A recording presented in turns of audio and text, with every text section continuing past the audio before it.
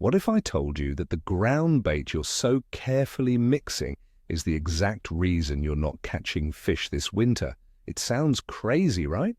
You spend good money on it, you follow the instructions, you do everything you've been told for years, but your spot goes dead. Today we're talking about the single most common, most fatal mistake that even seasoned anglers make with their winter ground bait.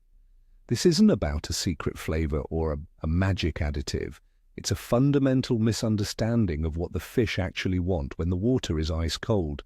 By the end of this video, you'll understand why your hole goes dead silent right after you feed it, and you'll know exactly how to fix it for good. So let me ask you, and be honest in the comments right now, do you pretty much use the same ground bait philosophy in winter as you do in summer? The answer might surprise you. For decades, the prevailing wisdom in fishing has been pretty simple. Get a good bed of bait down there, create a dinner table for the fish, and they will come. We see it all the time. Guys show up to the lake with big buckets, mixing up huge, fragrant clouds of ground bait. They'll drop in 4, 5, 6 big orange-sized balls and then sit back, confident they've laid the trap. And in the summer, when the water is warm and the fish are competing aggressively for food, this can work. Their metabolisms are running high, they're active, and a big pile of food is an invitation to a party. But winter is a different world entirely. The water is cold, clear, and still.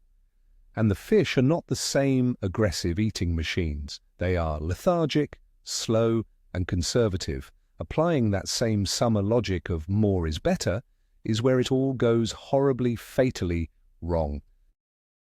Let's set the scene. It's a cold, crisp morning. The sun is just starting to hit the ice and you've found your spot.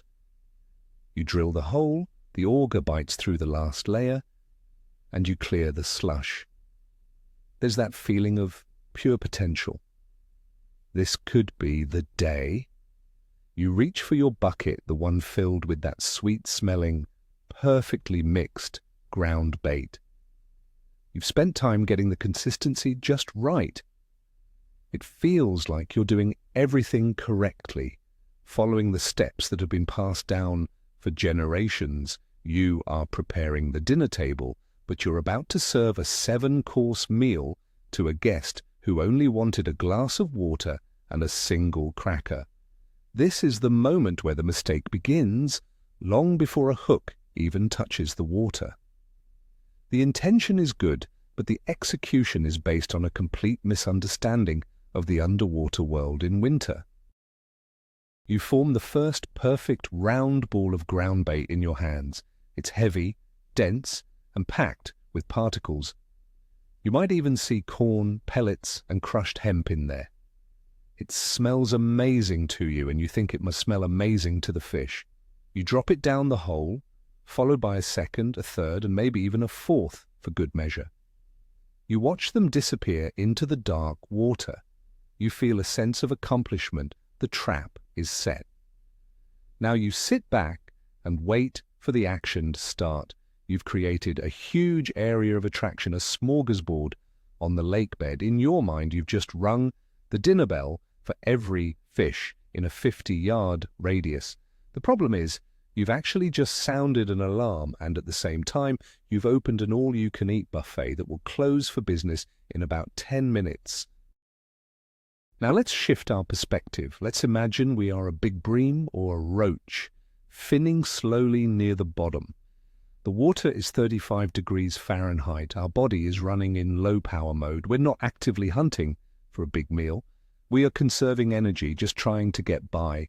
Our metabolism is incredibly slow. We don't need to eat much to feel full. A few bloodworms or a single nymph could be our entire meal for the day. We are not hungry in the same way we are in July. We are just existing. We are cautious. Energy is a precious resource, and we won't waste it chasing something that isn't a sure thing. This is the state of mind of your target fish. They are not the ravenous beasts of summertime. Suddenly, from the bright circle of light above, chaos erupts. A huge dark mass comes crashing down. exploding on the bottom. It's followed by another and another. The water, which was clear and still just a moment ago, is now a swirling cloud of particles, scents, and colors. For a fish in a slow, cautious state, this is not an invitation, it's a shock. It's like a loud rock concert starting in a quiet library. It's unnatural and potentially threatening. Some smaller, dumber fish might rush in, but the larger, wiser fish that you are actually targeting will often back away, waiting for things to settle down. You've created commotion, not attraction. This is the first part of the fatal error. You've spooked the very fish you came here to catch. Let's break down the typical summer groundbait mix. It's often light in color to stand out. It's full of active ingredients designed to fizz and pop, sending particles up through the water column to attract fish from different levels. It's packed with high-energy, high-calorie ingredients like fish meal, breadcrumb, corn, and sweet additives. In summer, this creates a competitive feeding frenzy, but in winter, every single one of those properties works against you. A light color on a dark bottom is suspicious. The fizzing action can be alarming. And the high-calorie content? That's the real killer of your fishing session. You're giving them Thanksgiving dinner in a single bite, and they simply can't handle it. So, let's say a few fish were not spooked and they venture into the cloud you created. They find a bonanza. There are hundreds, even thousands of tiny, easy-to-eat food particles all over the bottom. A roach swims through, picking up a piece of breadcrumb here, a crushed pellet there. Because its metabolism is so slow, it doesn't take much to make it feel full. After just a few minutes of grazing on your free offerings, its tiny stomach is satisfied. It's no longer looking for food. Why would it be interested in the single maggot on your hook when it's surrounded by a feast that requires no effort? You have successfully fed the fish, and a fed fish is a fish that you will not catch. It will simply sit there, digesting its meal, or slowly drift away. This brings us to the core of the problem, satiation. You are filling the fish up. Imagine you go to a party and there's a huge table of free appetizers. You eat 10 or 15 of them. You're full. Then the host comes over and offers you one more, very special appetizer on a toothpick. Are you going to take it? Probably not. You're satisfied. That is exactly what you are doing to the fish. The ground bait is the free appetizer table. Your hook bait is that one extra offering that they no longer need or want. You've killed the bite by being too generous. The goal of winter ground bait is not to feed, but to attract and stimulate. It should be a scent, a taste, a suggestion of food, not the full meal itself. Let's talk about the visual aspect in clear winter water. Fish are very sight-oriented. When a big light-colored pile of ground bait settles on the dark, silty bottom, it looks incredibly unnatural. It's like a bright neon sign in the middle of a dark forest. It screams trap. Experienced, larger fish have survived by being cautious. They associate strange, unnatural things with danger. A subtle, dark patch that blends in with the bottom is far less alarming. It looks more like a natural concentration of silt or detritus where food might be found. You want to create a "you might find food here" sign, not a "free food, right here, right now" billboard. The latter often scares off the biggest and smartest fish in the area. Think about how food naturally appears in a lake during winter. It's scarce. A small nymph hatches from the silt. A tiny bloodworm gets dislodged. It's a very subtle, sparse environment. There are no trees dropping buckets of fruit into the water. So when your massive offering comes crashing down, it's completely alien to their daily experience. And this is why a more natural, subtle approach is so much more effective. You have to mimic the natural environment, not try to overwhelm it. You need to present an opportunity that feels organic and safe to a fish that is programmed to be cautious and conserve energy. Your strategy should be based on stealth and temptation, not a full frontal assault. So if this is all wrong, what's the right way to do it? This is where we completely reverse our thinking. The secret to effective winter ground bait is to make it as poor, as inert, and as low-calorie as possible. Yes, you heard that right. You want your ground bait to be 90% carrier and only 10% attraction. Its only jobs are to carry a tiny amount of your hook bait to the bottom and create a subtle scent trail that pulls fish in. It is a delivery vehicle, not the cargo itself. We need to shift from a mindset of feeding them to a mindset of teasing them. We want to create hunger and competition, not satisfaction and fullness. Let's build the perfect winter ground bait mix. The number one ingredient you need is not a fancy, expensive additive from a tackle shop. It's dirt. Plain, simple, dark soil from your garden or molehills. Or even better, dark, neutral peat. This will be the bulk of your mix, maybe 70 or even 80%. Why? Because it provides volume and a dark color without adding any food value whatsoever. It creates a natural-looking patch on the bottom and a subtle, harmless cloud in the water as it breaks down. It's the perfect, inert carrier. It costs nothing, and it's more effective than almost any commercial mix used incorrectly. Now for the food component. You need a very fine, low-feed ground bait.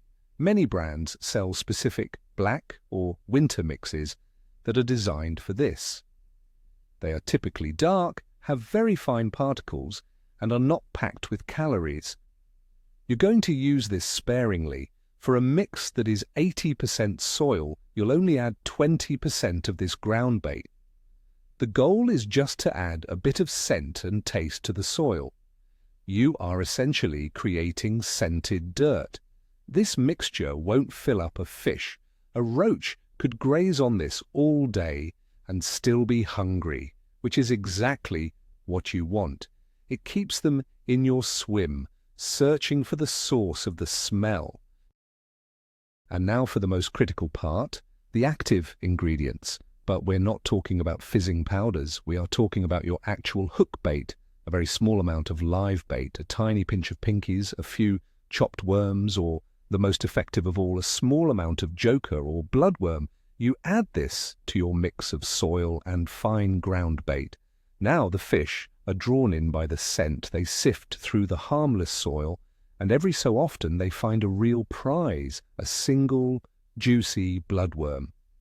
This creates a search and reward behavior. It keeps them actively looking for more. And what are they looking for? Your hook bait, which is the biggest prize of all. Let's talk about quantity. This is just as important as the mix itself. Forget the orange-sized cannonballs. In winter, you should be thinking in terms of a golf ball or even a walnut. Your initial feed should be just one small, tightly squeezed ball. That's it, just one. Drop it in and wait. Your goal is to get that first bite. That first bite tells you that fish have arrived and are interested. It's a signal. Bombarding the swim from the start is like shouting the answer to a question no one has asked yet. Be patient. Let the fish tell you what they want. The silence after you feed can be a good thing. It means they are exploring your subtle offering.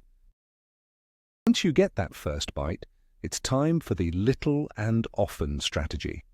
Don't add another big ball of feed. Instead, take a tiny pinch of your mix, maybe the size of your thumbnail, and drop it down the hole after every 1 or 2 fish you catch. This does 2 things. First, it keeps a minimal amount of scent and attraction in the swim without filling the fish up. Second, it creates competition.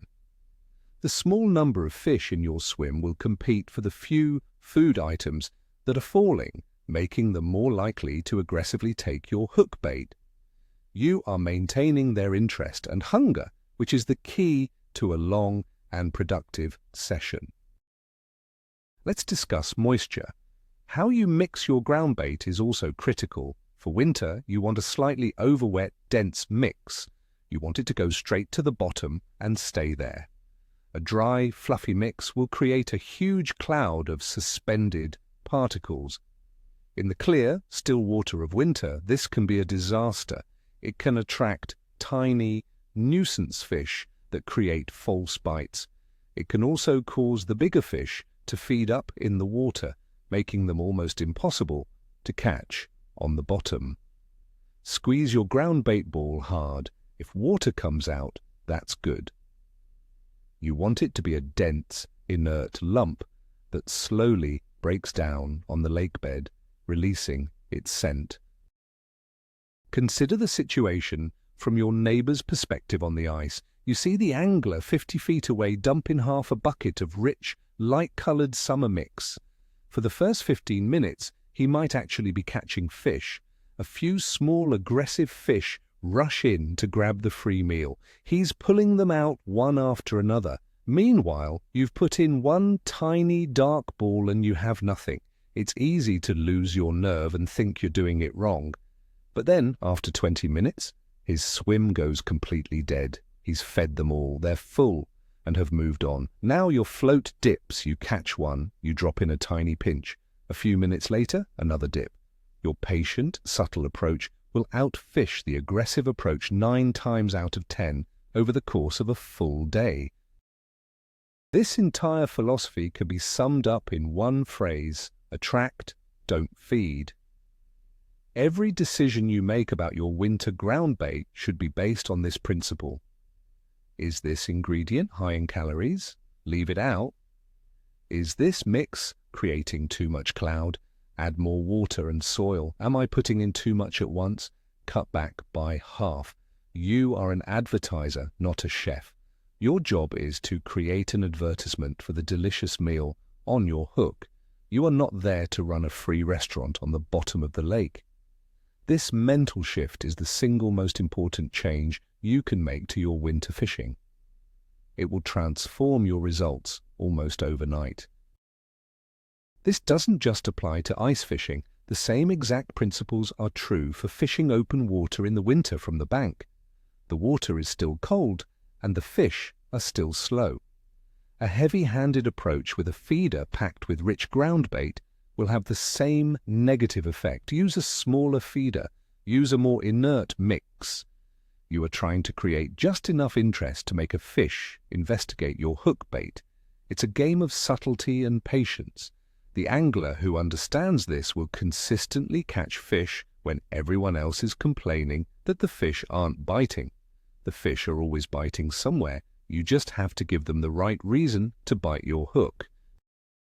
So let's put it all together. The fatal mistake is using a rich, active, high-calorie ground bait and using way too much of it. It's treating winter fish like they are summer fish. The solution is a radical shift in thinking.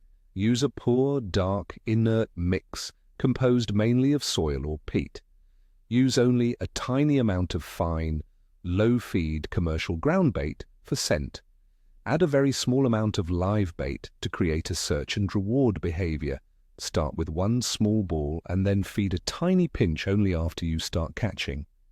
This approach respects the fish's slow metabolism, avoids spooking them, and keeps them hungry and competing in your swim all day long.